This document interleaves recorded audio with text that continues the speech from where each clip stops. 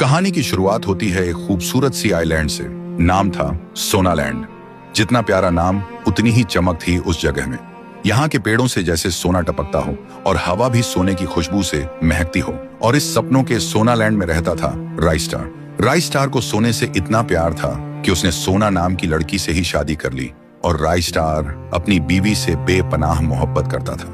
दोनों राजा और रानी जैसे जी रहे थे। सोना उसकी जिंदगी थी और सोनालैंड उसकी मोहब्बत का जहान। एक दिन दोनों टीवी देख रहे होते हैं।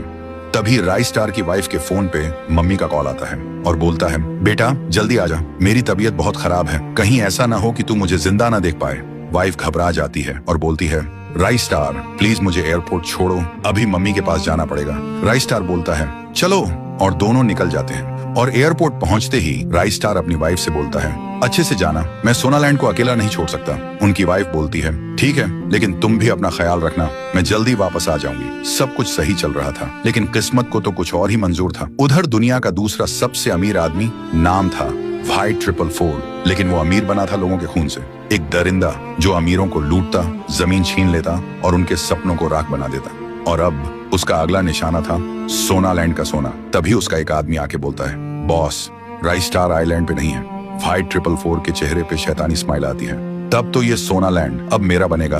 और फिर अपने आदमियों के साथ सोनालैंड पर टूट पड़ते हैं। हर एक सोने का टुकड़ा गहने ट्रक में भर के ले जाने लगता। जितनी भी महंगी महंगी गाड़ियां थी, हेलीकॉप्टर, सब लूट लिया जाता है। राइस्टार बीवी को एयरपोर्ट छोड़ने के बाद घर लौट चुका होता है। उसे भनक भी नहीं लगी थी कि सोनालैंड खाली लैंड हो चुका था। वो टीवी ऑन करता है और सामने आती है ब्रेकिंग न्यूज, प्लेन क्रैश, सभी लोग एक ही झटके में राख हो गए, कोई जिंदा नहीं। राइस्टार का दिल एक सेकंड में छलक जाता है और वो सीधा क्रैश साइट की तरफ भागता है।